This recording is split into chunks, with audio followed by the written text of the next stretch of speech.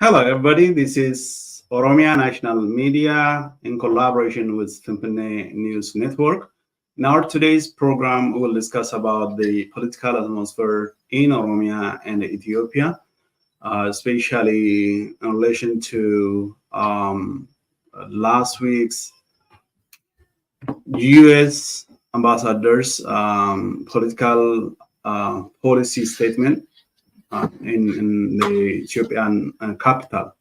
The Ethiopian government reaction sounded like they were irritated, and they issued a statement, a press release, and they were annoyed by the content of the United States ambassador's policy statement. Besides that, the political atmosphere in Ethiopia is rapidly changing, and we'll be discussing about those. And I have a guest today. Probably you all know he is esteemed Professor Hambisa Balena. So we'll be discussing with Hambisa today about the political atmosphere in Oromia and Ethiopia.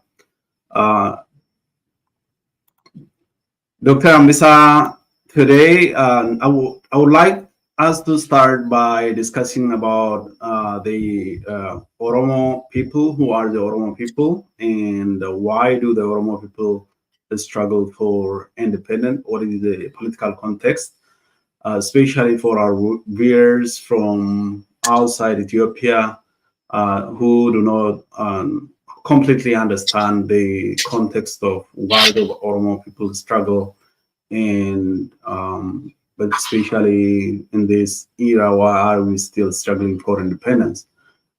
So I would like you to start by discussing the political and historical context within which the Oromo struggle is taking place. Thank you, Daniel. First of all, I would like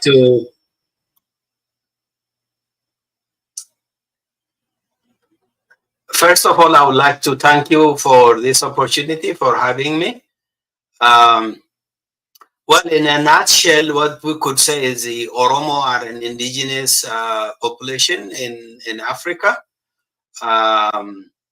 They lost their independence in the late 19th century.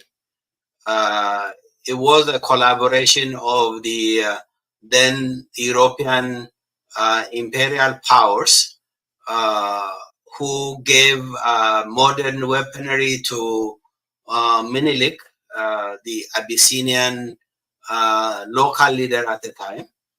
And by using this weaponry provided by the British Empire, the Italian and the French, he marched southward and dominated Oromia and other peoples in that are currently in Ethiopia. The Oromo make about half the population of the Ethiopia, even though the official statistics shows that they make about 35%. But since the forceful incorporation of Oromia into Ethiopia, the Oromos have been marginalized like the other southern nations, like the Somali, the Sidama, the Walaita, and so on. So that it was not possible to independently and neutrally count the people and tell the exact population size. But approximately, probably the Oromo would make up to 60 million people.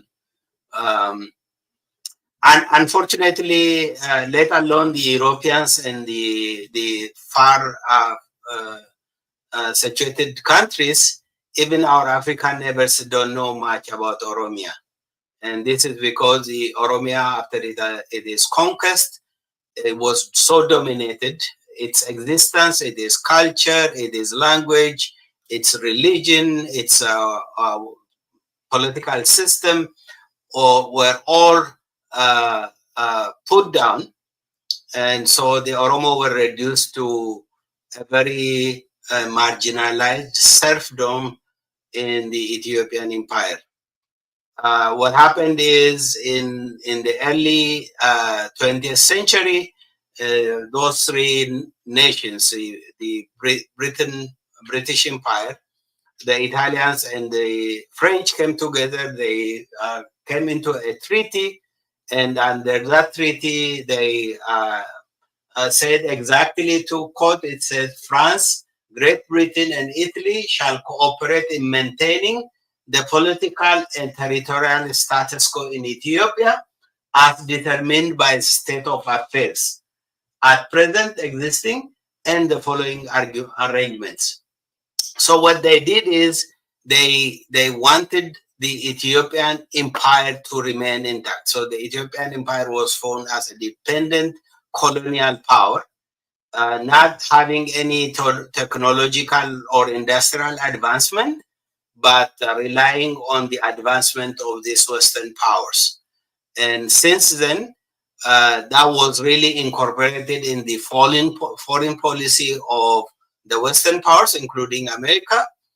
And nobody was really ready, no nation was really ready to pay attention to the plight of the Oromo people. So the Oromo have been neglected, the Oromo have been marginalized, and that's how the Oromo story, the Oromo African story, has been hidden from the public view. Now, going forward, the Oromo eventually started, they didn't accept being subjugated from the very beginning. And actually, history shows us that the Oromo was reduced to half its population size during the takeover. So it was reduced from 10 million to 5 million. But then afterwards, the Oromo has been struggling to maintain its independence, or also to remain as a people. Then for a long while, the Oromo have been organized, starting demanding their rights, and this struggle took place, and also some sort of formal organizational activities started with the formation of the Maj'at Ulama self-help organization, later on with the formation of the Oromo Liberation Front, the protracted war for over 30 years. Then in 1991, when the military government was disposed, some sort of arrangement where the Oromo peoplehood, as well as other nations' peoplehood, is somehow recognized in the current constitution. If you ask me more questions, we'll go into it, but let me stop here. Thank you very much, Dr. Hambisa, for explaining the context in which the Oromo struggle for independence started.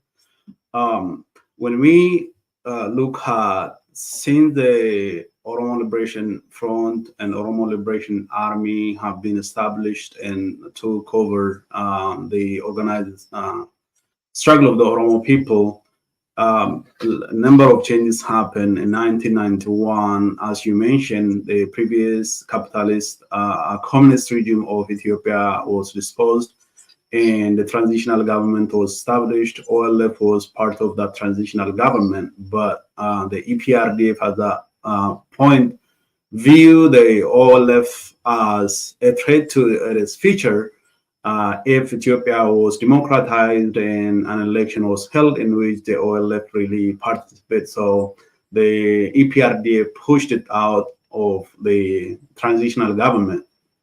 And again, after the Oromo youth struggle, a change happened in the Ethiopian government in 2018, and TPLF was pushed out of the EPRDF, and some hope for political reform came into being.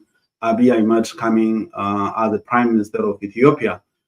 But still, the Oromo question for independence remains. Almost nothing was answered from the Oromo people's demands, and most of the Oromo youths who brought that change are now currently fighting in across Oromia. So one thing I want to touch upon, you to touch upon is about why is and how is the Oromo, colonization different from the rest of Africa? Why do countries, people or citizens from countries like Kenya, Uganda, neighbor countries fail to understand the colonial relationship between Oromia and the Ethiopian government up to now? Why do the people fail to understand that? What is in there? That made the people fail to understand it. Sometimes they think Ethiopia is, their a pride of the rest of Africa. They want to say Ethiopia has never been colonized by Europe, but still in Ethiopia, some people are colonized by other Black people or other, people who are currently part of Ethiopia. So, and I want us to explain this context. Why do people have it difficult to understand the colonial relationship that exists in Oromia? Why do the global community take this? Is very difficult to understand. Yeah, that's a very good question, but it really requires us to discuss, go in more detail. But in a nutshell, the issue is the kind of colonialism that exists in Oromia is much different from the kind of colonialism we saw in the rest of Africa. In the rest of Africa, a white man from Europe came and settled among the people, and it tried to subjugate the people by using some elements from within the people, right? And when the time came, they were able to pack their luggage and leave. So first of all, the kind of the one in Oromia is a kind of a centered colonialism. So probably in that regard, it resembles that of South Africa, where the white men came and settled in Africa, and then they subjugated them. However, the other difference is the colonizers from Europe, and when they came to Africa, they had some basic advancement that they brought with themselves: road making advancement, technology, medicine, education, and so on. The Abesha colonizers don't have any of these things. They are not superior in any way to the indigenous people in Oromia and the Greater South. So they didn't have any technological advancement. They didn't bring new ways of making stuff or making roads and so on. So they just came and they become dependent on the local people. They didn't bring anything new. They didn't bring any advancement. They just came and become parasites on the local people. So the local people, they labor, they work, they produce, and the fruit of their labor goes to these parasite, settlers among them. The only thing that they were superior at was that they had this modern weaponry, which was handed over to them by the colonial powers of Europe, as we said earlier. So what they did is they settled among the people. The only thing that they have is a gun. So the people, you know, not having the gun power, they just subjugated and they served them. And the other thing is, these people look like the Oromo and the Walaita and the Gambela. You know, we look alike, and because of that, that is not possible. But the other thing is what I said earlier: the colonial powers, British, France, and Italy, they said we are going to keep the status quo. So what did they do? The Ethiopian government has never been to subsist. All right, it will never be able to subsist without the assistance received from European and American powers. So if you go back into history, from the day of the creation of Ethiopia, which they say it's 3,000 years, but we know it is 100 plus years, right? Before that, yes, the Oromia existed, the Amara existed, the Tigray existed, and so on, but Ethiopia was never, right?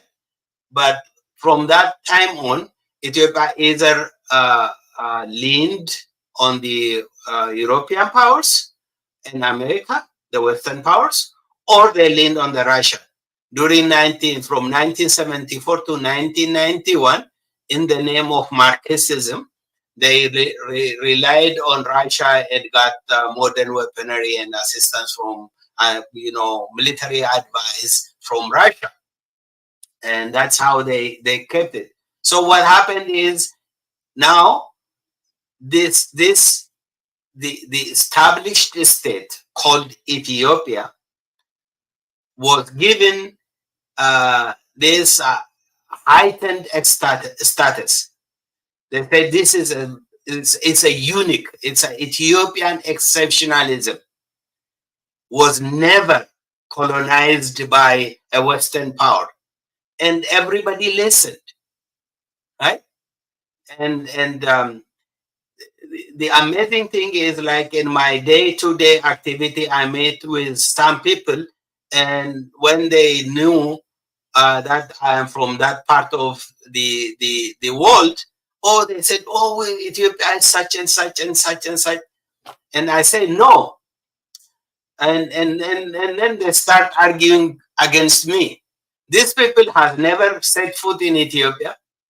They have never been in our position. They never knew what daily transpires in that country. But still, because they bought that legendary story that they were told, they just propagated.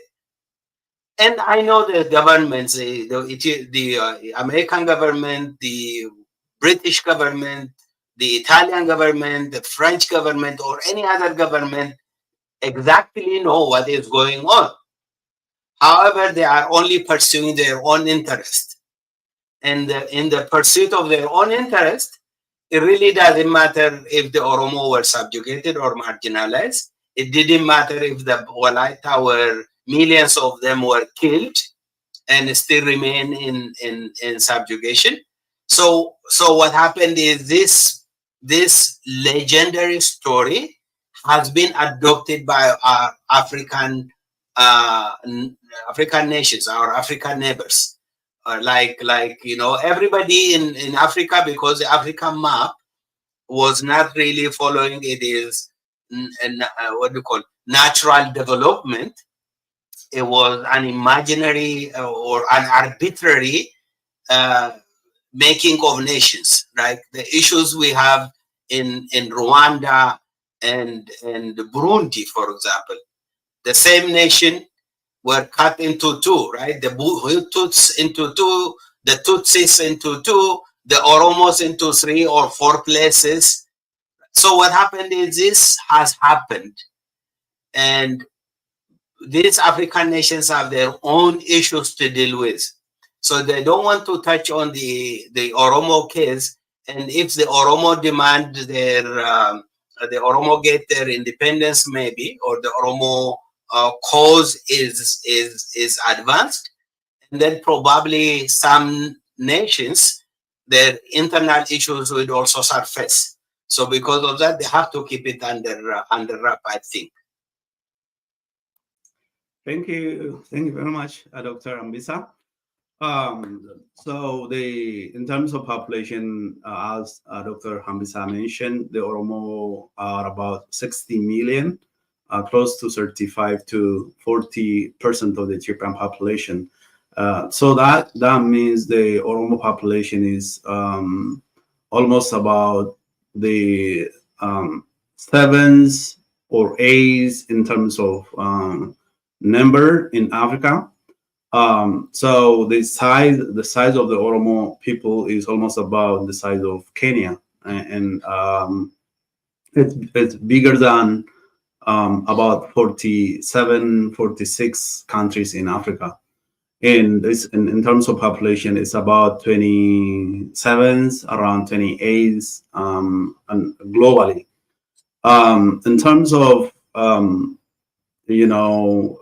other factors, culture, identity, and things that the Oromo people can claim, there is a lot.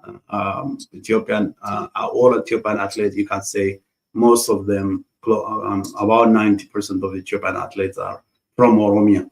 The gross domestic product in Ethiopia, most of it comes from Oromia, the natural resource. Oromia is endowed with a lot of natural resources. And so, if Oromia becomes independent, can it sustain itself? That have the raw materials that make a country a country? I believe it can. The capital itself is located in Oromia. So the African Union and other diplomatic institutions are right in the center of Oromia. Now, Dr. Ambisa, I want us to discuss about the peace talks between the OLA, OLF-OLA, and the Ethiopian government that took place in 2023 and early this year, and the reason that failed. And now that we know the peace talks between the Ethiopian government and the OLF-OLA has failed, but the Ethiopian government is pushing for national dialogue. When the government failed to resolve the issue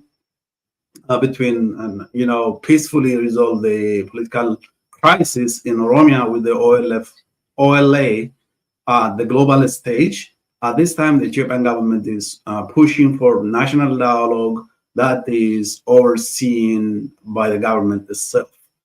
Can a national dialogue deliver a solution and settlement to the political crisis in Ethiopia while the peace talks and negotiation at the global level failed? And I want you to discuss on that. Thank you, Daniel. First of all, I think peacemaking requires commitment to peace, a genuine commitment to peace. And in my view, in my understanding, the Ethiopian regime never had any commitment to peace, and I don't really believe it is committed to peace at this time as well. What happened is the way it came into being, the way Ethiopia came to being, and the way Ethiopia has been kept together. Ethiopia came together by force, and Ethiopia is still being kept together by force. Ethiopia has never reckoned its path. Ethiopia has never taken into consideration how do we really solve and move from where we are now. And there is no genuine peace. I've spoken about this so many times. In the authors, Sisai Ibsa and Bonnie Hollycomb, they say the systematic, the policy of systematic showcasing. What it does is the Ethiopian government, the reality at home is very different from what they propagate to the international, on the international scene. So internally, they are not committed to peace. Internally, they have no regard for peace. They are the ones who are killing extrajudicially. They are the ones who are terrorizing the population. They are the enemies of the peace, but always they put themselves as if they stand for peace. And I don't think this is hidden from the international community. But the international community didn't find it, I don't know, didn't find it reasonable, didn't find it to their interest to genuinely ask for a genuine peace settlement in Ethiopia. What made a difference now? The different populations who were so marginalized, who were so kept in the dark for a century or more, have come up now. So the technological development, especially the fact that we have this what do you call mobile phone and the internet, and that the fact that the globe has become a village rather than a widely dispersed world that we knew before, and that everybody is now in a position to know what happens in any corner of the world. And Ethiopia lost control. Ethiopia couldn't hide what is going within the country. So Ethiopia is fully committed to fight its own people, to the extent where it has to go to a neighboring country, Eritrea, and invite that neighboring country to come and kill its own people, its own population. The population, they say, is the one who gave us power, who elected us to rule. But they invited a foreign nation and they killed their own people. That is what they have been doing. And now what has come is the international community cannot really unsee what it has seen. They cannot unhear what has been heard. They have seen that when a human being is put into fire, they have seen when the Eritrean military has come and raped and killed and loot. So they have to somehow, even though maybe not necessarily committed to a genuine peace in Ethiopia, they have to somehow speak against it, against what is going on in Ethiopia. So what I'm saying is that what is transpiring in Ethiopia cannot be hidden any longer. So it has come to surface. It has erupted. Since the volcano has erupted, it is not possible to put it back. What do they call it? The genie is out. Once the genie is out, you cannot put it in a box any longer. It is out there. So that is what is going on. So they came to Uganda. The Ethiopian government came to Uganda and the Tanzania for a peace talk, with the assumption that they can control everything the way it was before. They couldn't advance with the advancement that is in the world now. They couldn't change. They couldn't take into consideration where the international communities are now. Because the way you function in any other nation, the way you deal with the process in any other nation is now a testimony to where you stand. And so that is the problem that is going on. They couldn't hide, they could not malign the OLA, they could not woodwink it, they could not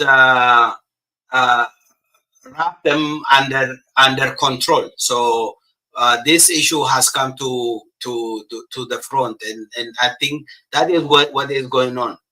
Now, where does it go from here? In my view, Ethiopia is not in a position to change. The rhetoric we hear in 2024 is the same rhetoric we were hearing in the 1960s and 1950s and 1970s. You know, one of the things that nations do, nations gauge change.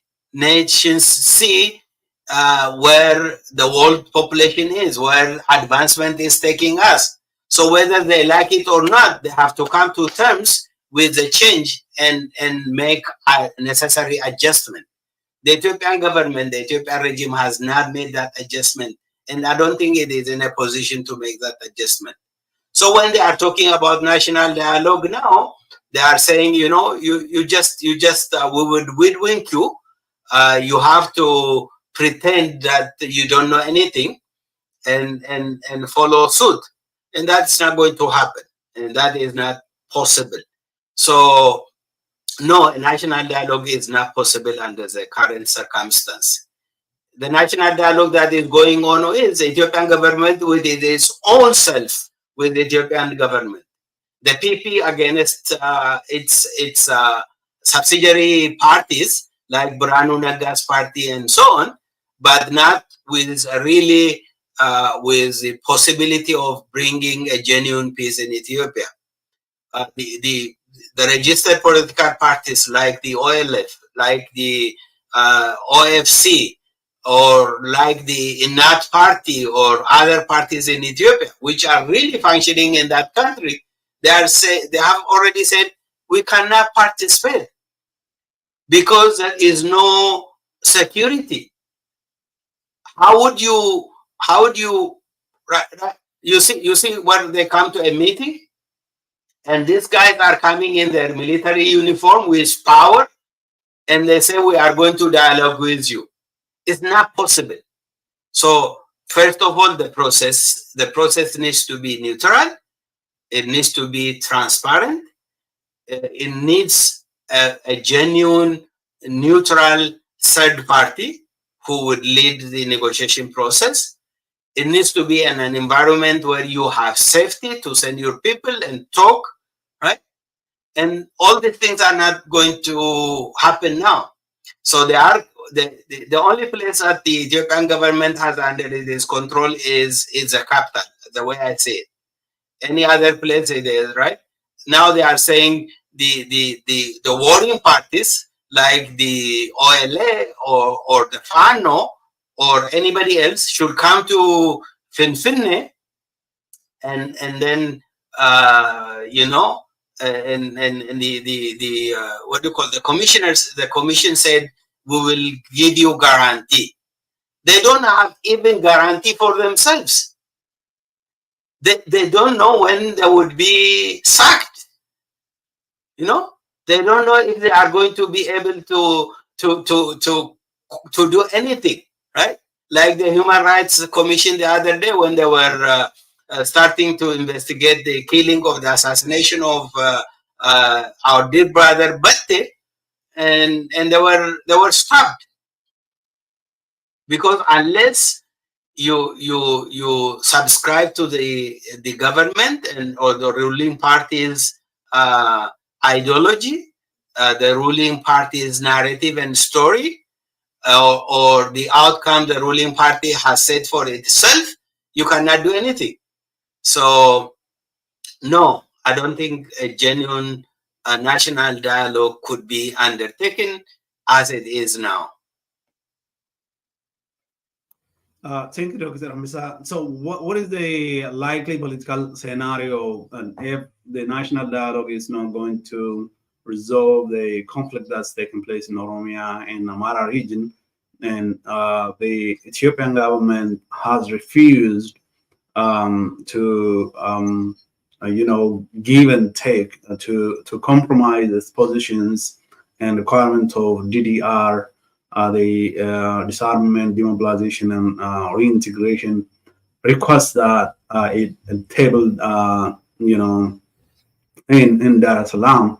If the Ethiopian government doesn't change its positions and compromise and accept and come to a decision of give and take, how would the political situation end, and then how would the crisis in Ethiopia end? Is that likely to be through military defeat of the government, and is that likely? What do you think? With this, I would like to mention about the Ethiopian government's military officials, Yilma Mardasa. Yilma Mardasa is the commander of the Ethiopian Defense Air Force. And around April 14, the Oromo Liberation Army conducted some operation around Amaya. It's in Shawa Zone, Central Oromia.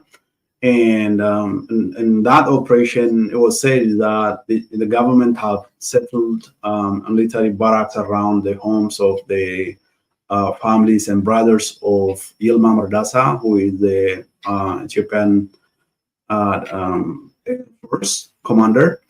And the OLA attacked the camp and apprehended about 23 family members of the Yilma Mardasa, and about 25 family members of Yilma Mardasa. And in that operation, one of Yilma Mardasa's brother was killed when he came out with a gun.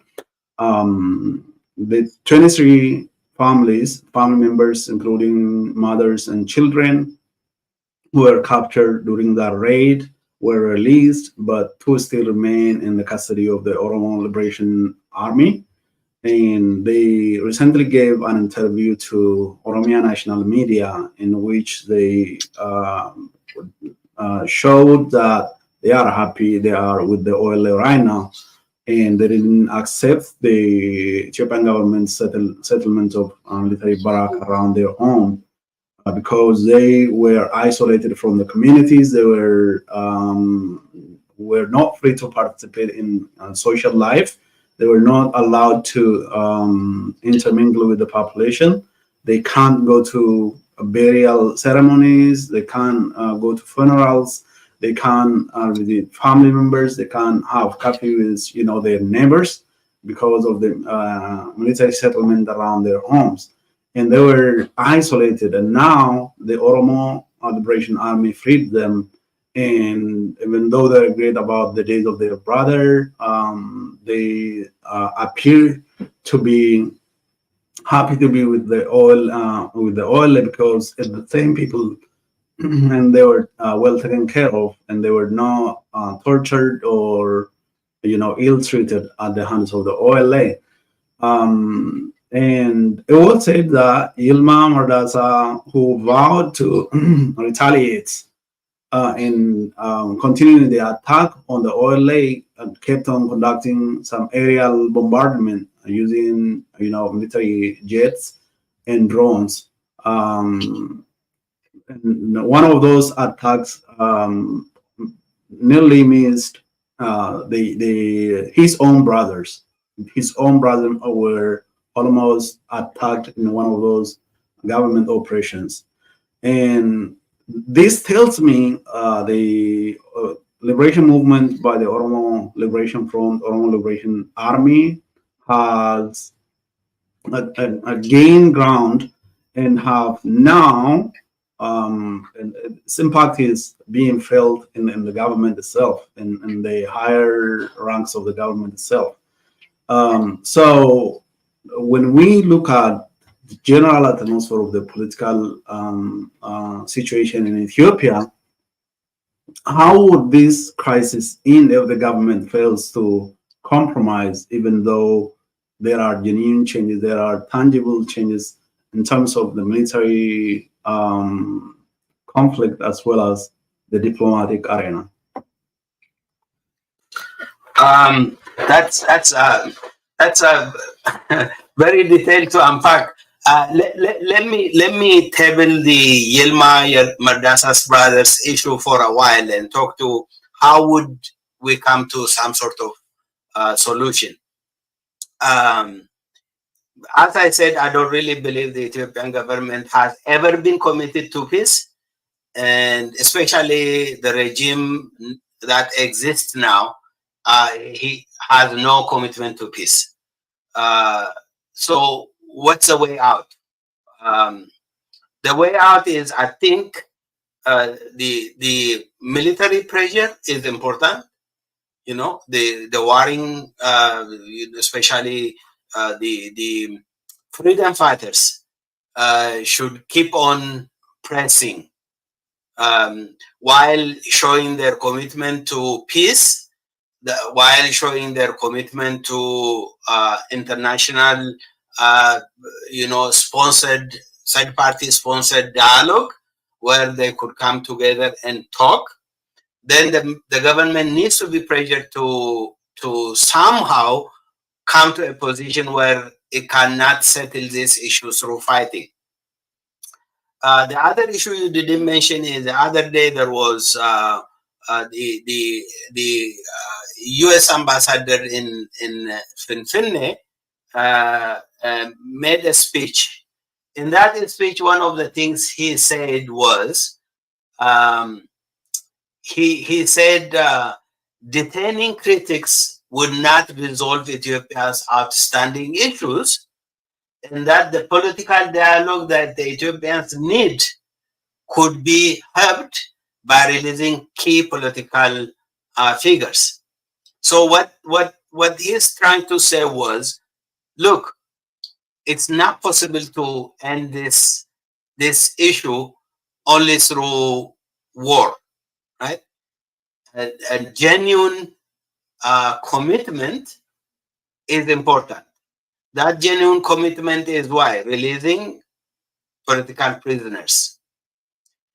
So, in my view, the U.S. has come to this position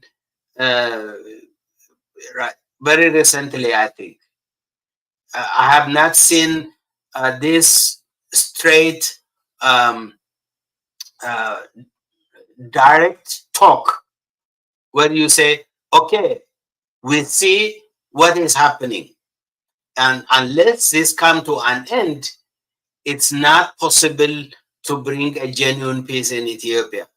So the diplomatic pressure, whether it is from the US or from Europe or from any other nation, has to intensify. These nations need to understand that their portion, their role so far has been more in destabilizing Ethiopia. Because when you align yourself with the party that is striking terror in that country, the party that is not committed to peace, when you give your bilateral economic or military or any other help, when you are what do you call where there is an intense cash flow, right? The much needed international currency flow to the nation, what it gives them is, okay, nothing happens. We can get money from the US, we can get money from UK and anywhere else, and then we would go buy drones from wherever, from Iran or from Turkey, and then we are now licensed to kill our own people, right? We can act with impunity, right? But now what the US, at least what it looks like, is the US ambassador is saying, no, we have come to a position where we think you are at wrong now. So you need to stop. So that talk is important, but the most important next step is to deny this economic, right? Economic cash flows into the country. The country has the government has to come to a realization that it cannot go by and the TBT drones. It cannot go by and order more tanks from Russia or whatever. Right? It has to come to a position where it says, I cannot finance this war, so I cannot go on the way it is.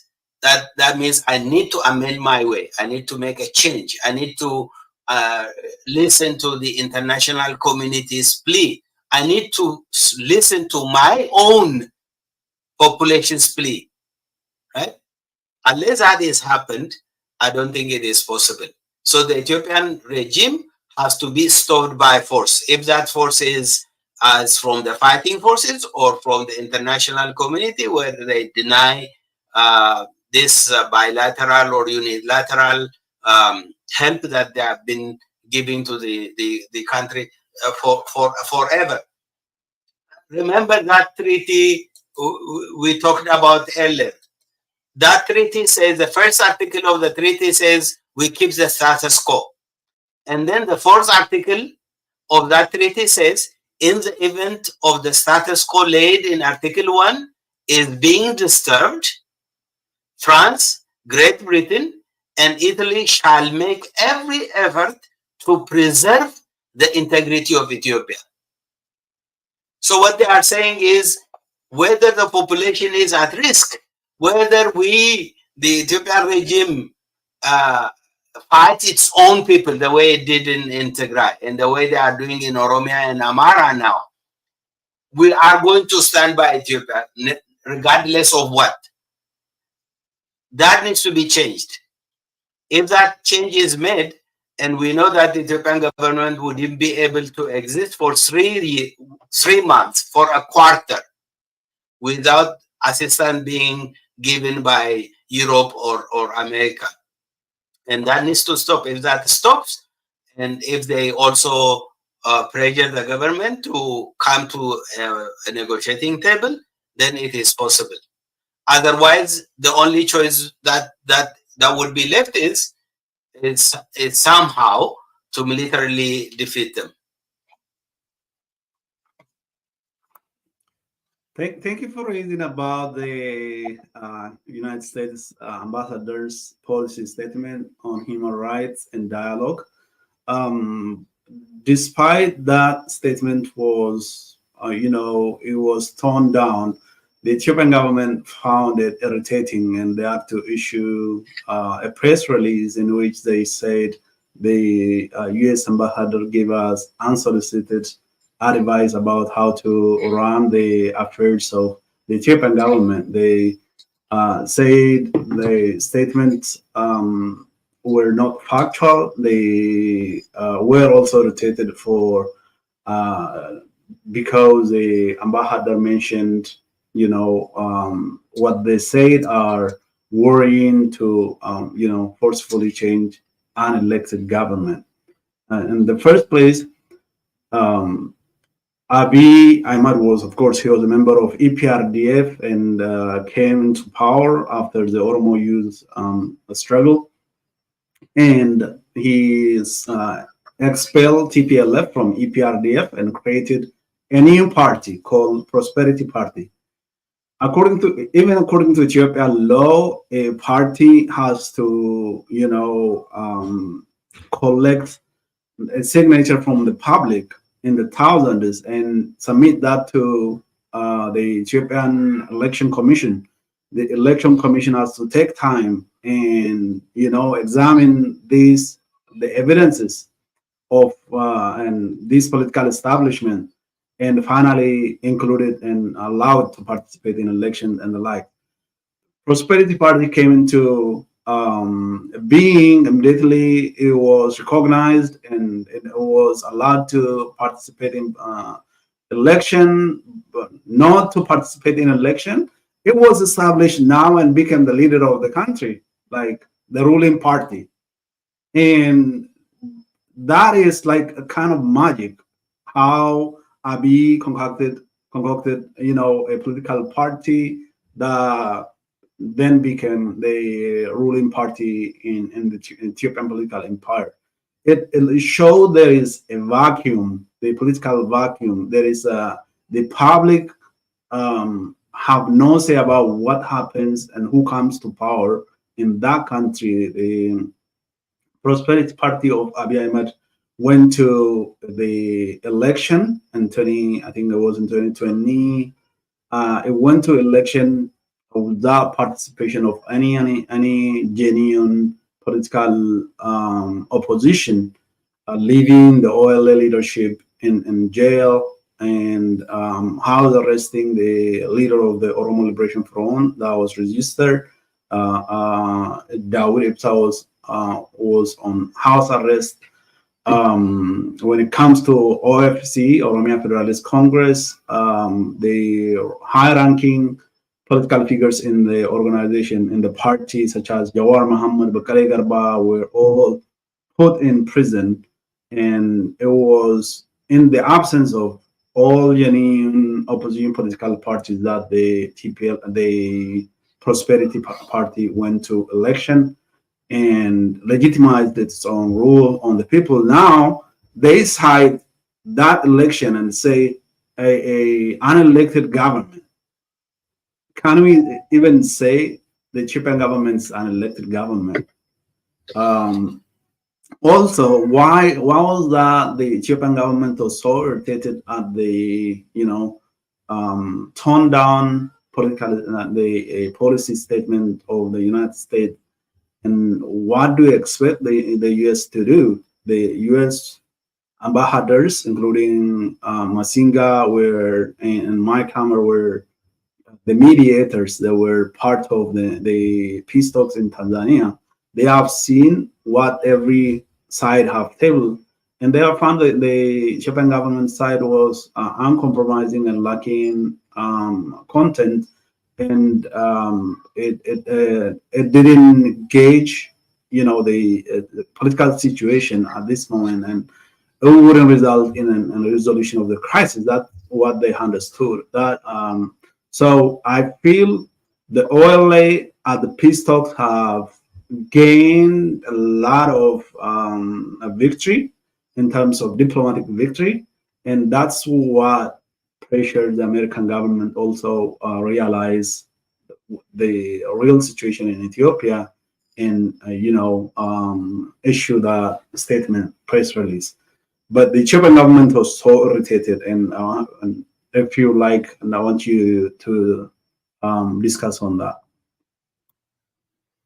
Yeah, I briefly what I could say is I have the press release from the Ethiopian government on my desk now. What they say is the U.S. ambassador gave unsolicited advice to the Ethiopian government, the government of Ethiopia, on how best to run the affairs of the country, and mention group that bent overthrowing the elected government by force. And then it says these groups are known for blackmailing, kidnapping, and terrorizing civilians. Any casual observer in Ethiopia, whether a local observer or an international observer, knows that the Ethiopian government is the one which is engaged in blackmailing, in kidnapping, in terrorizing, and extrajudicially killing its own population. The population it says it's leading. The population it says it was democratically elected to lead. And this is really amazing. The Ethiopian government is the biggest terrorist organization in Ethiopia, to speak the truth. And what that irritates them here is the mention of the other groups, the mention of OLA or the mention of FANO. probably they told Ambassador Masinga ought to say Shane instead of OLA. It's just ridiculous. But what we know is what we said earlier. We are under the watchful eyes of the international community. It is not possible to hide what is going on in Ethiopia now. So I think it has to be an alarm. It has to be a reminder to the Ethiopian government that business as usual, business like doing things in the hidden, out of sight, is no longer possible. And some other news organizations, as you know, they have people, representatives in the internal affairs, in the governments, right, in their probably bedrooms and so on, who are giving them information. Informations are leaking out, and you cannot hide what is going on.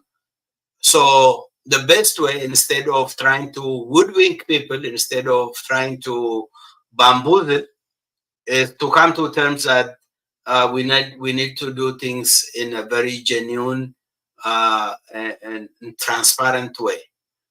If that happens, then solution would come. The other thing is really encouraging the attaches and embassies and international expatriate staff in Ethiopia to speak the truth, to align themselves with the marginalized people. If that happens, then possible solutions would come out. But if the international community gives a passing mark on everything that the Ethiopian government does, then I don't think there would be any solution inside.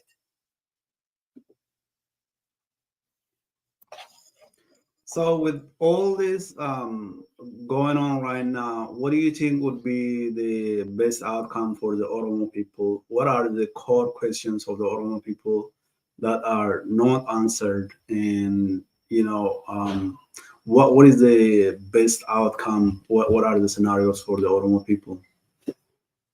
Yeah. If you allow me, I'll go back to the Yilma Deresa thing first. The Yilma, what's not Yilma Deresa, Yilma, what's the Yilma Mardasa. Yilma Mardasa, yeah. The doings of Yilma Mardasa, the General Yilma Mardasa, are really, these are dangerous stuff.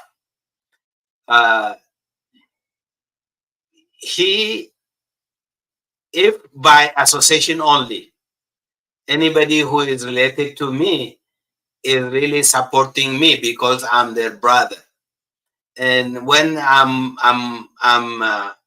a go-around, a go-between for the government, right? When I work against my own population, and you think my brothers and sisters and my father and mother and uncles and aunts are also fighting against their own people in support of me, that's really, it's a very childish way to do things.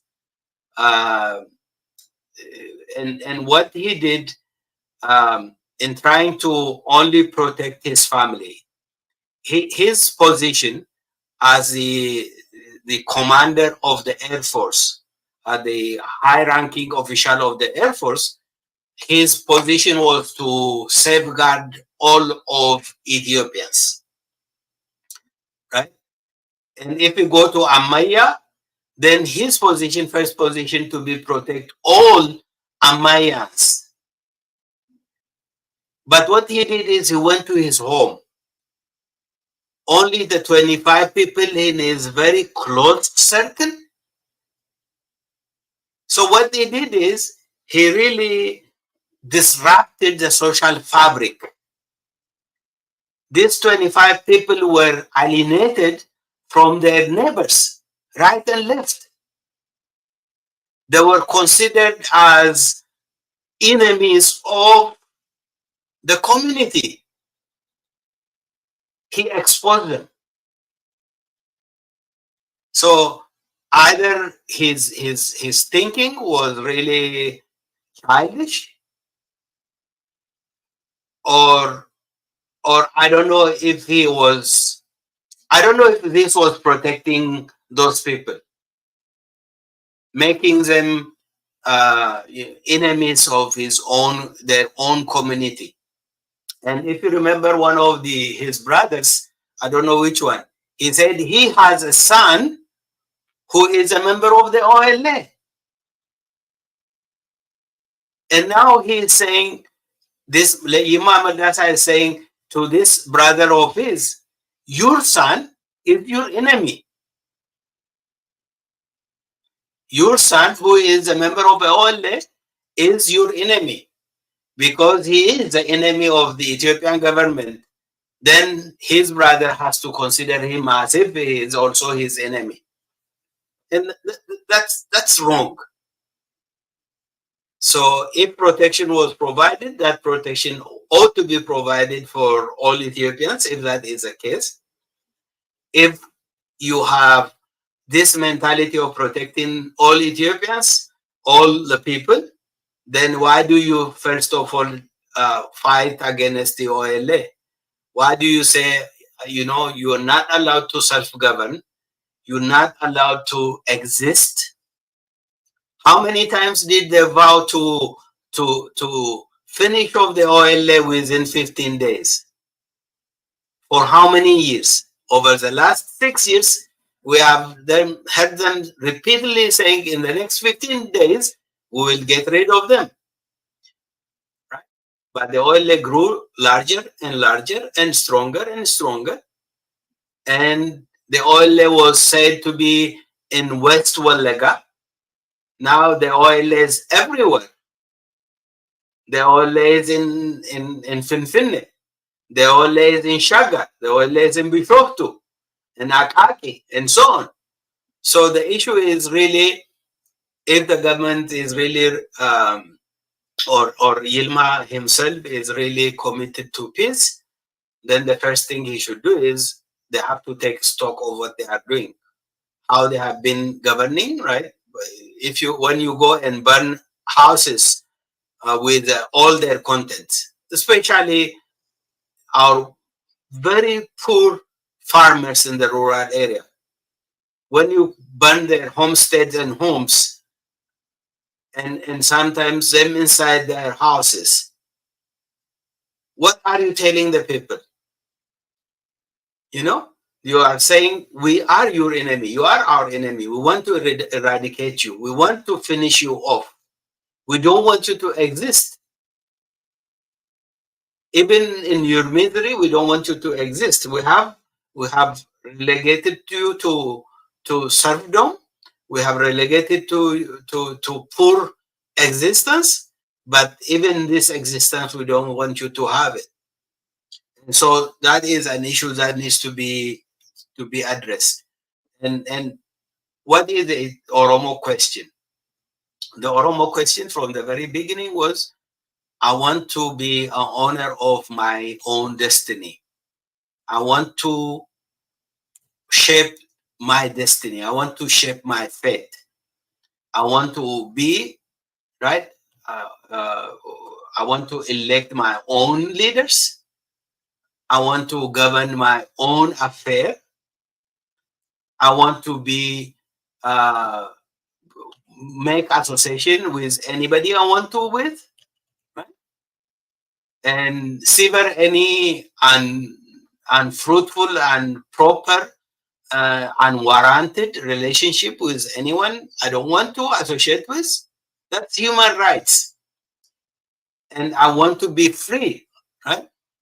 Free to pursue whatever I want to, free to pursue whatever religion I want to pursue, free to elect my own people, free my own leaders, free to govern my affair, right? And free to associate, free to do whatever I do. If I'm farming, I want to be in freedom and farm and you know, raise my family, right? Send to my kids to school, pursue life as anybody around the world does. And that's a question. And you earlier you mentioned about democracy. The issue with Ethiopia is the ruling group, the ruling elite, or what have you, has never wanted to be in a democratic situation. Because in a democratic situation, every man, every vote, then the people would be free to elect whoever really represents their views and whoever is leading them to where they go. And when these leaders fail to do what they were supposed to do, then the people wants to be able to uproot them, right? To call them from office. Since the Ethiopian government is afraid of democracy, because if democracy means it becomes with responsibility, right? It becomes with accountability. You will be accountable for whatever you say and you do in a democratic nation, in a democratic order, right? And the will of the people rules. And these people, they don't want the will of the people to rule. They don't want to be subjugated to the will. In democracy, what do you say? Power emanates from the people. Right? Power rests with the people.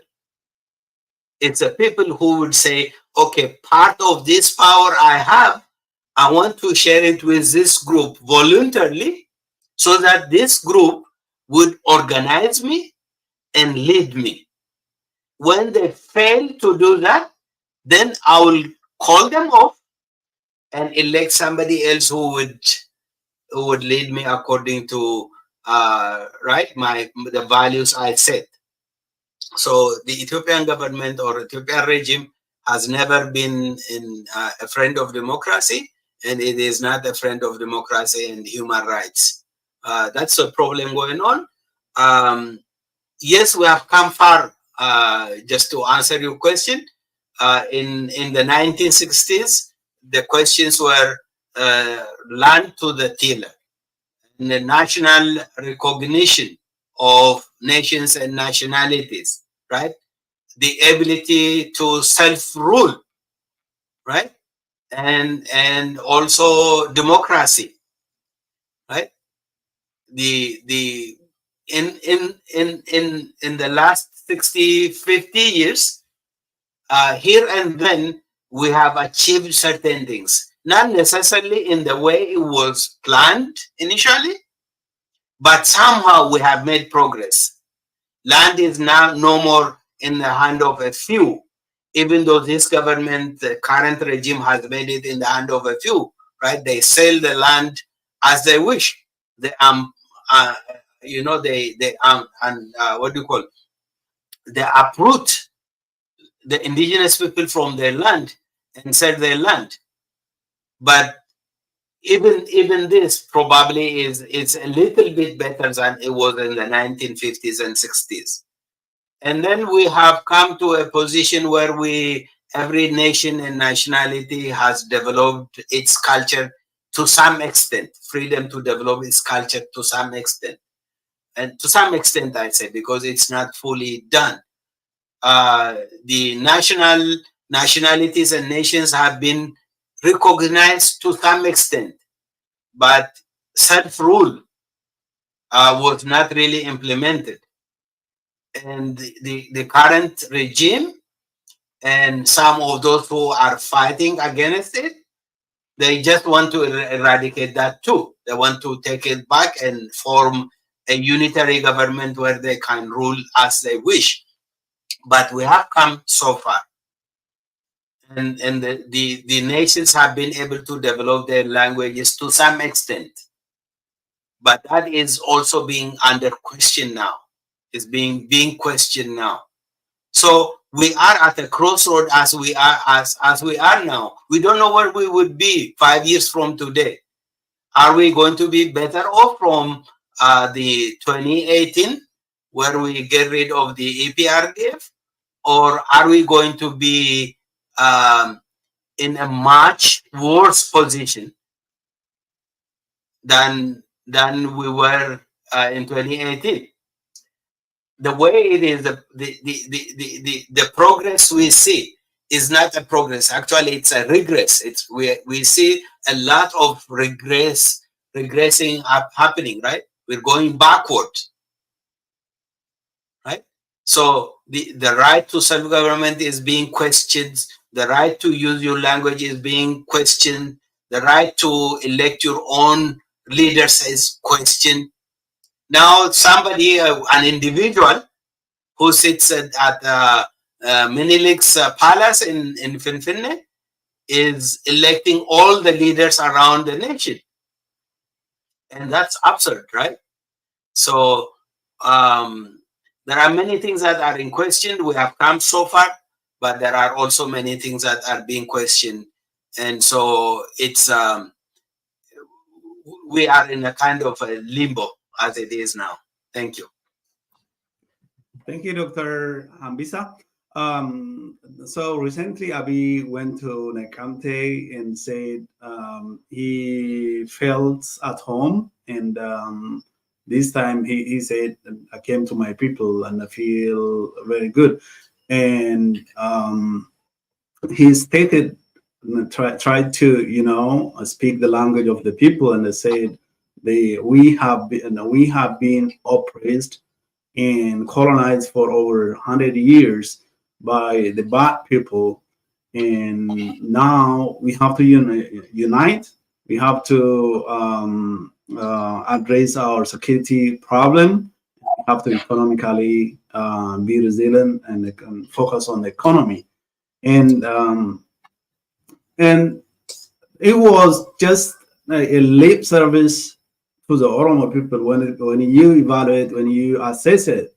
He spoke of all this, and he spoke as if he went to his own people.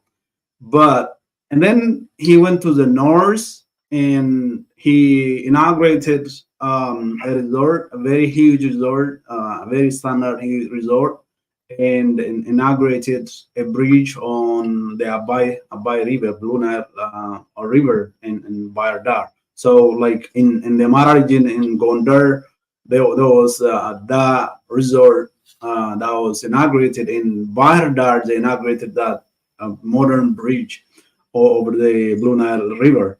When it comes to Oromia, it was just a lip service, and so I feel the government, in addition to the security situation, in addition to the human rights abuses, have neglected the Oromia state in terms of economic development, and it's just providing lip service to the people, try to deceive the people with soft talking and all that. And so that's something that you want, and I want you to comment on, relative comparing the Oromia state, the Ethiopian government's policy in terms of economic policy on Oromia and in the other regions of the Ethiopian empire. And the other thing is that there is also an ongoing war in the Amara region. The U.S. ambassador in that policy statement said to the OLA, you have genuine and you have made a genuine effort and went to Dar es Salaam for the peace talks.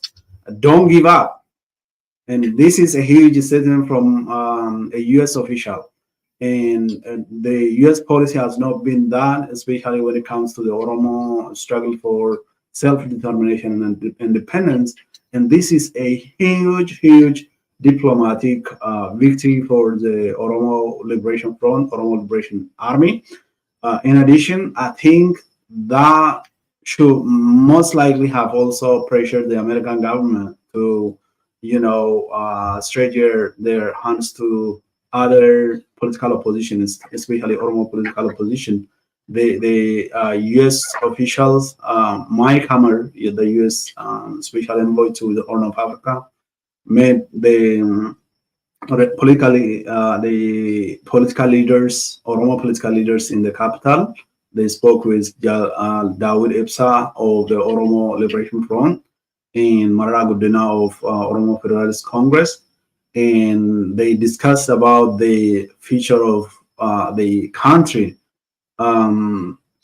So there is it looks like there is a paradigm shift in the view of the American government. Now they are entertaining the Oromo political leaders and political forces, and they are being rightly for what they are. And I think Mike Hammer and other officials of the U.S. And the U.S. embassy in the capital have also previously spoken and made Batte Rugesa, the person whom they knew was assassinated by the government, and all those kind of the political game that the Ethiopian government is conducting, that toxic political atmosphere seems to have pressured the American government to realize we can't, this is not sustainable, this is not good for Ethiopia, this is not good for us. When it comes to the political situation in the north, they mentioned about Fano, who they said, Ambassador Masinga said, those who call themselves Fano, you can't achieve anything by rejecting a peace process. And also he spoke about the TPLF, that they have far-reaching implication both within Tigray and outside Tigray, and call for them to play a role in stabilizing Ethiopia. So what do you think about the political atmosphere in the Amara region and Tigray and everywhere else in Ethiopia right now? If you can comment on that. Yes, Daniel. You know, sometimes even international players say the current Ethiopian regime is an Oromo government. That's to be honest, that is an insult to the Oromo people. The Oromo people never elected. Actually, even if they say this government was elected, it was not elected in Oromia. In Oromia, the party abolished everything else, right? Closed the offices of the OLF and the OFC and any other political party in Oromia. They imprisoned all political players in Oromia, and so they ran unopposed.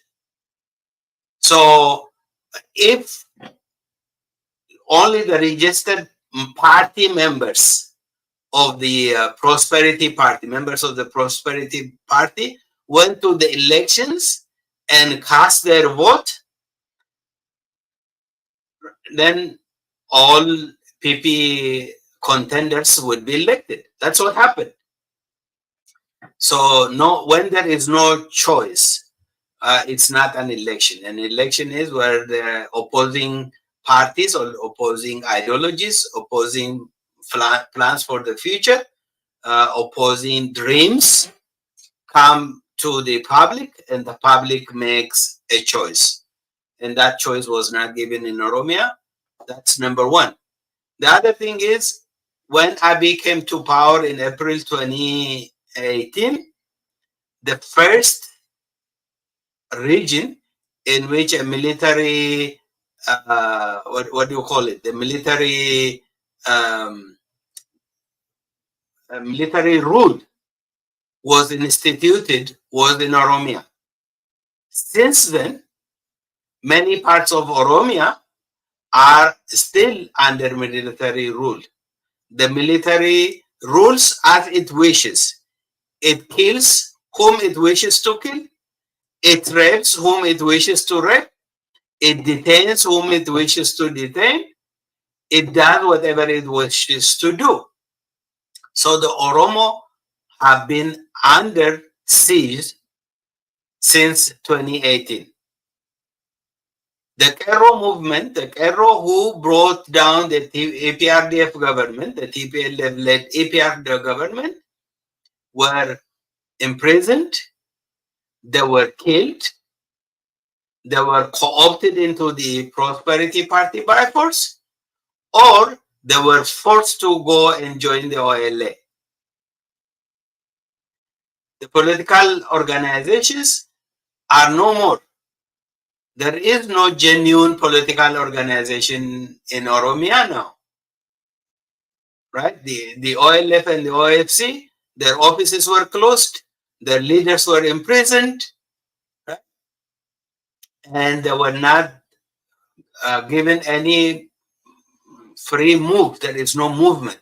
They cannot organize any mass rally.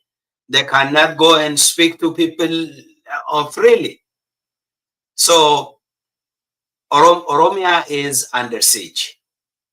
The Oromo is really in a bad situation, probably similar to the late 19th century when Menelik got a weapon from Great Britain, Italy, and France, and moved in southward, killing hundreds of thousands of millions of people. The same is being done now. So no, the current government, there are Oromo-speaking people in it, like Abiy and Shimelis and so on, who really speak the language, but their affiliation, their alliance is with the what do you call it? The system that is meant to subjugate the Oromo. So the war that started with Menelik has never been abated. The ills that were done by Menelik and then by Haile Selassie, Mengistu, and Meles, and Haile Mariam, and then Abiy has never been addressed. Right? The Oromo right has never been reinstated. The Oromo the Oromo's right to self-rule has never been reinstated. Everything is done by this government, by this system, the system that was implanted by Menelik and was systematized by Haile Selassie, and then it is still going on.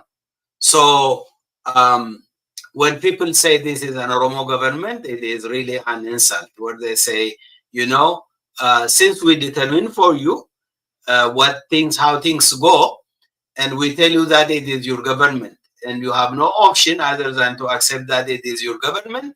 And now somebody else was doing this to you. Now the government, your own children, they call it, are doing this to you.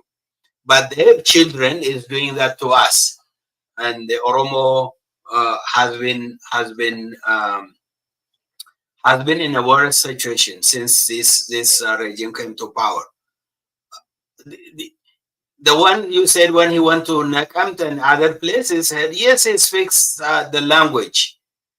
When he speaks the language, he's relying on what he said. He said once, if you remember, the Ethiopian people have short memory.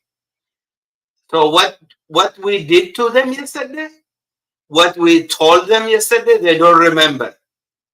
So they see only what we are saying now. And he's hoping that the Oromo people have forgotten what he did to their kids. Even 2 weeks ago, or a month ago, they killed Bate Ugersa, right? They assassinated him. They captured him from his hotel room. They broke his arm and tied it back and killed him with 11 bullets, 5 to his head, right? And 6 to the rest of his body. And he went to Nakamt and he said, We are your kids, you know, we are your sons. Because you don't remember what we did to Batte yesterday. You don't remember what we did to Achalu Undesa. You don't remember what we did to Hussein Jabbar. You don't remember what we did to Mohammed Hussein in Harar. Right? You don't remember what we did to, what is his name, Galan, right? The singer. This is how like 15. Yeah. Exactly. The 14 leaders of Abagadan leaders, those people who are the library of the Oromo Gada system that had been intact. That thing didn't happen to them even under Minilik. It didn't happen under Haile Selassie. It didn't happen under Mengistu. It didn't happen under Meles. It didn't happen under Mengistu Haile Mariam. The killing of these leaders happened and when Abiy is in power. Where Abiy, our son, our Oromo brother, came to power. So this is an insult, right? So this is what do you call insult on top of injury? On top of the injuries we have sustained, the mornings we go through, the psychological depression we go through by the assassination of Batte Urgesa, Achalu Ndesa, right? Batte Urgesa and Galan or Jabbar Hussein, or thousands, tens of thousands, and probably millions that didn't surface because they were not known, their names didn't appear in the daily news. And he's saying, we did that in your name. We are your sons and daughters, so we did that. And then in that very, very speech, he said, I cannot go to Nakante town, right? He went to the airport. He said, I cannot go down to the town because they would kill me. Right? If he is an Oromo leader who brought this much needed freedom by the Oromo, why do you think Oromo wants to kill him? Why did the Oromo embrace the OLA? When the government vowed to finish them off in 15 days, and that did in the last 6 years, and happened so many times, right? They vowed to do that, and it didn't happen because the Oromo people protected them, the Oromo people fed them, the Oromo people, right, guided them and wisdom, right? So, no, the current government is not the Oromo's government. It has no Oromo interest at heart. The Oromo are its number one enemy. That's why the issue, like when other political parties in Amara and so, they come and say, oh, you know, the Oromo government, they know what is happening to the Oromo. But because of their hatred for the Oromo, they want to align the Oromo with Abiy. And when they were standing with Abiy, when they went to war with Abiy to finish off the Tigray, they say we would eradicate Tigray, not only from the earth, but from people's memory as well, they said. When they went to war with Tigray, the Oromo said no.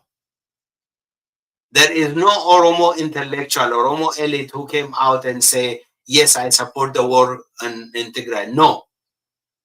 Regardless of what TPLF done to the Oromo people, the Oromo youth, the many youth they killed, the many youth they gathered in their prisons in Mekelle, and whose whereabouts has never been known. The Oromo never went after TPLF and said that TPLF or the Tigray people needs to be eradicated. No, that's not the Oromo struggle. The Oromo struggle is for freedom. The Oromo struggle is for equality. The Oromo is an egalitarian society.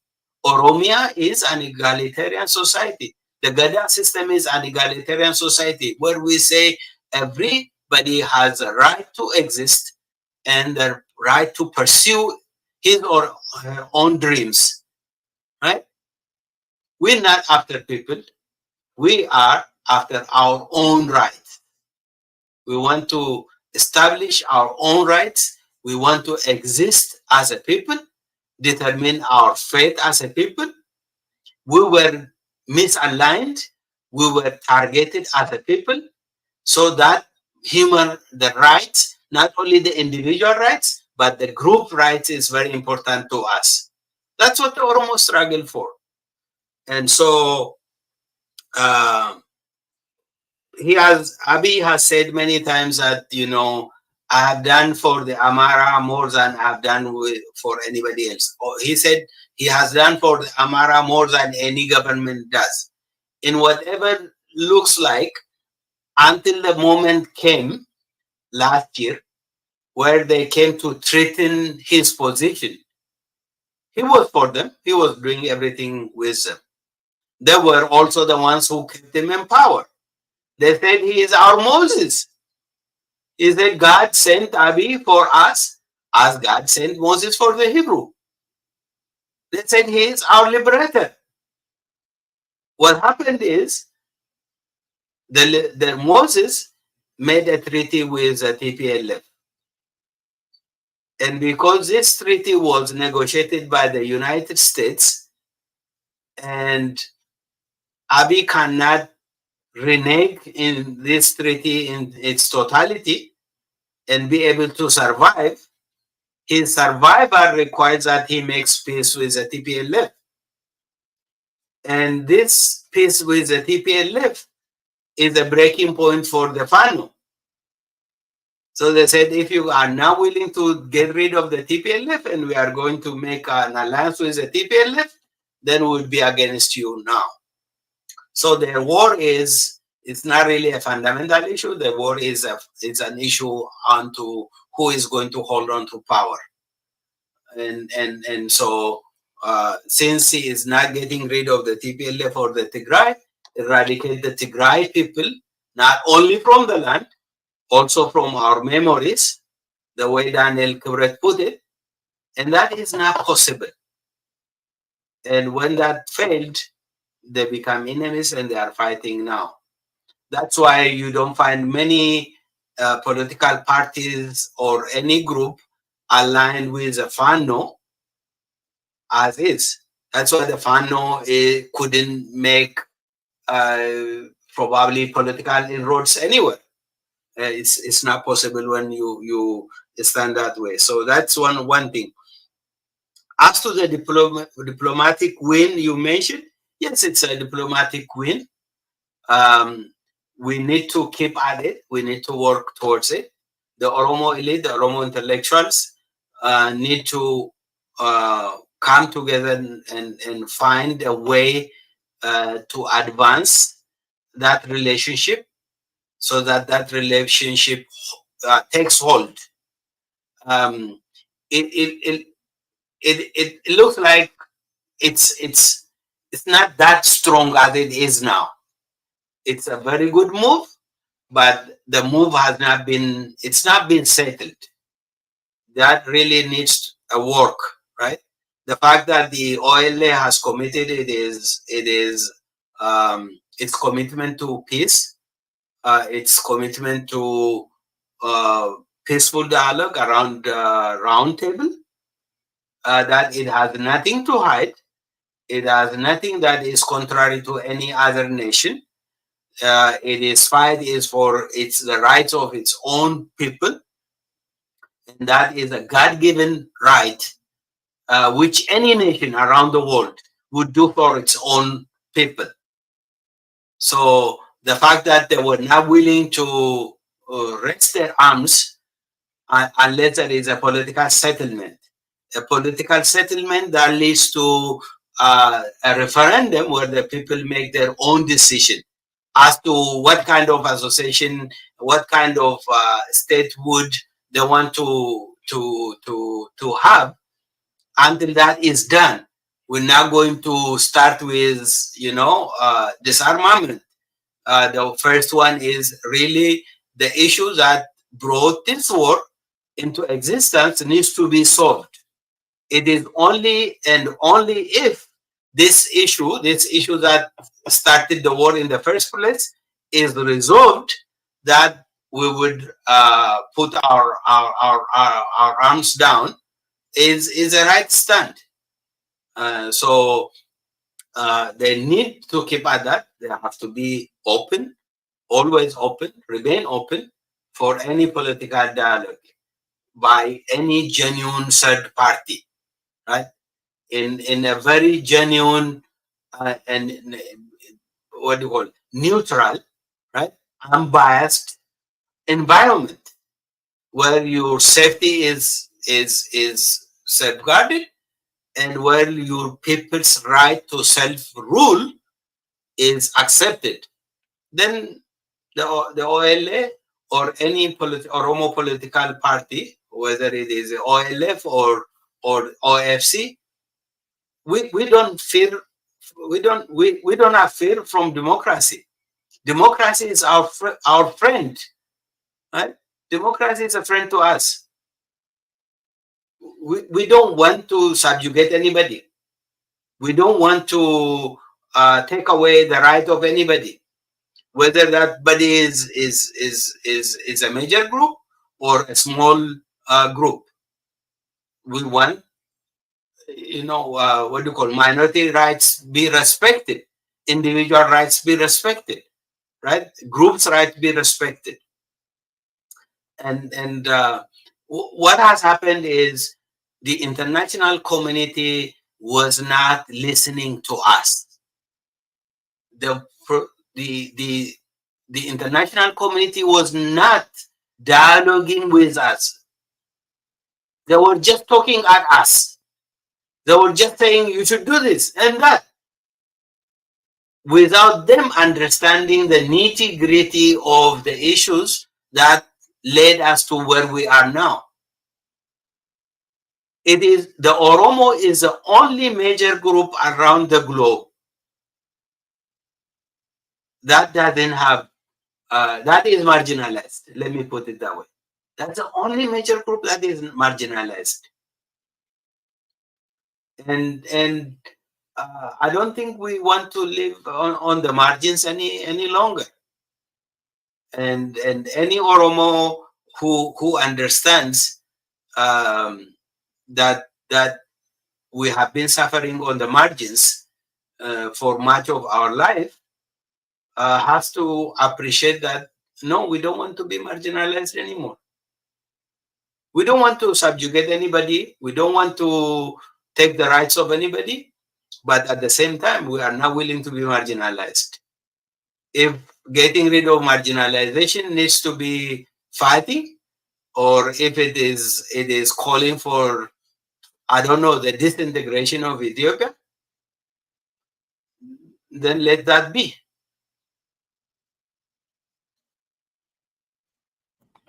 Thanks so much, Dr. Hambisa.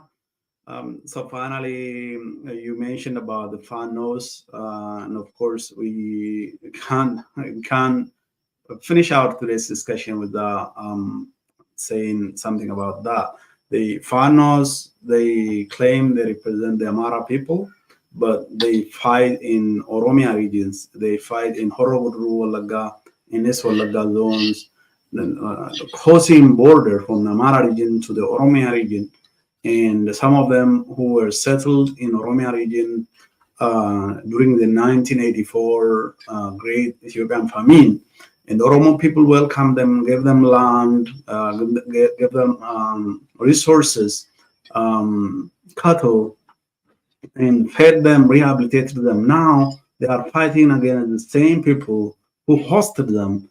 And it doesn't end there. They are also attacking the Oromo people in Wallo, in Kamise, in Ataye, in Kombolcha, in the Wallo region, the Oromia special region in the Amara state. And this has to stop. Like you said, they have to, come to the realization that they can no longer impose their dominance on the rest of the nationals in Ethiopia. They have to stop it and focus on how can they, struggle and achieve something that's good for the Amara people. Something that is good for the Amara people is not trying to impose their dominance on the Oromo people, the largest people in Ethiopia, or on the Tigray people. The good thing for the future of the Amara people is just to demand the rights of the Amara people within their own state, in the Amara state, and to live in an amicable, friendly, neighborly state with other nations such as the Oromo. The Fanos, those who operate in Oromia, those who kill people in Oromia, in Wallo, in Walaga, in Horoguru, Walaga, they have to stop. Otherwise, they are finding the animosity between the people, the Oromo people and the Amara people. That would not benefit either the Oromo or the Amara people, and to stop. And the same is true when it comes to the relationship between the Amara people and the Tigray people. A lot of small nations are prosperous across the world. If you look at Norway, it's one of the smallest countries, and there are a lot of small nations in Europe that are economically giant. The Amara people should not just focus on grabbing land from the Oromo, grabbing land from the Tigray people. They can focus on within and help their own people economically. They can struggle to achieve democracy and for powers that emanate from the people, and everybody stands them if they do that. But when they go to other people's country, to the Oromia or to Tigray, and claim land or attack the civilians, nobody is going to sit down and say, yes, you did good, and keep on doing that. And so I feel the Fano leaders have to realize what is good and what is bad, and what they don't have to keep on planting seeds of discord between people, especially since this is natural and none of this society will disappear in the future. They will continue to live side by side. So it's not good for the future of the Amara people as well.